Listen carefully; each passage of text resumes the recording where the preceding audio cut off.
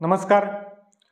ट्रिग्नोमेट्रिकची video lecture series आपली चालू आहे आणि ट्रिग्नोमेट्रीमध्ये आपण आत्तापर्यंत थेरॉटिकल काही टॉपिक कव्हर केलेत. म्हणजे ट्रिग्नोमेट्रिक रेशोज कसे फाइंड करायचे, कोणत्या अँगलची व्हॅल्यू ट्रिग्नोमेट्रिक रेशो समजा 0 डिग्री 30 डिग्री 60 डिग्री त्याच्या व्हॅल्यू काय आहेत, sine theta cos theta tan theta ते आपण एका व्हिडिओमध्ये बघितलं. त्यानंतरच्या व्हिडिओमध्ये आपण युनिट सर्कल मेथडनं कशा शॉर्टकटमध्ये व्हॅल्यू काढायच्या अँगलच्या रेशोच्या त्या पण आपण बघितलं.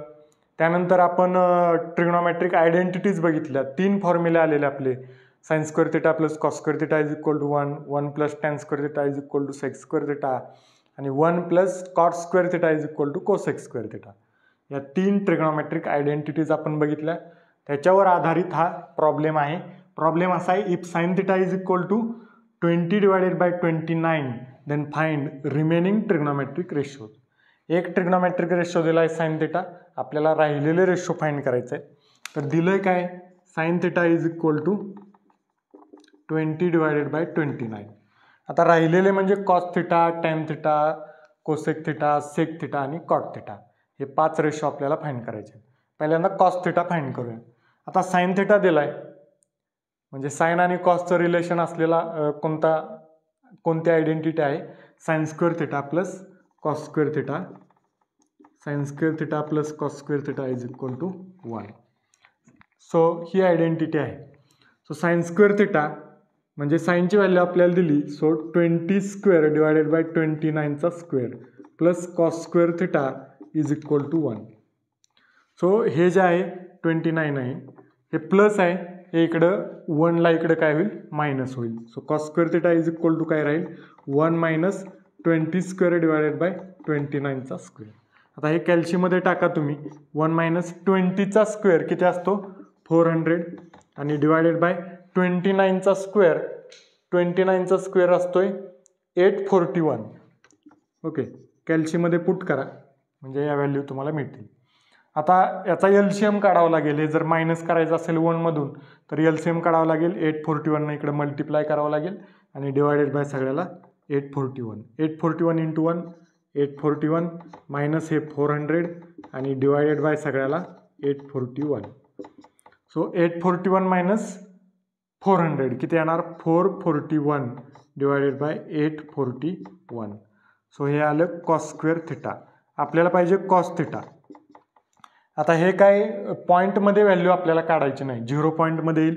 पॉईंटमध्ये आपल्याला नको आहे, आपल्याला रेशोमध्ये पाहिजे अशा टाईपमध्ये. सो 441चं रूट घेतलं, स्क्वेअर घालवायचे आपल्याला म्हणजे दोन्ही बाजूचं रूट घ्यायला लागेल. कॉस स्क्वेअर थिटाचं रूट कॉस थिटा, 441चं रूट 21 असतं आणि 841चं रूट काय येणार 29. अशा पद्धतीनं रेशोच्या फॉर्ममध्ये आपल्याला न्यूमरेटर बाय डिनॉमिनेटरच्या फॉर्ममध्ये ट्रिग्नोमेट्रिक रेशोज पाहिजे. साइन थिटा निघालं, कॉस थिटा निघालं, टॅन थिटा काढू शकतो. आता tan theta is equal to, एकदा साइन आणि कॉसच्या व्हॅल्यू आपल्याला मिळाले की पुढचे रेशो आपण सिम्पल वेनं काढू शकतो. Tan theta is equal to काय असतं, sine theta divided by cos theta. Sine theta काय आहे 20/29 आणि डिवायडेड बाय कॉस थिटा काय आहे 21/29. म्हणजेच काय होणार, tan theta is equal to हे 21/29 अपोजिट होणार, 20/29 इंटू 29/20 होणार, 21 29/21. 29ला 29 गेलं, tan theta is equal to येणार 20 डिवायडेड बाय 21.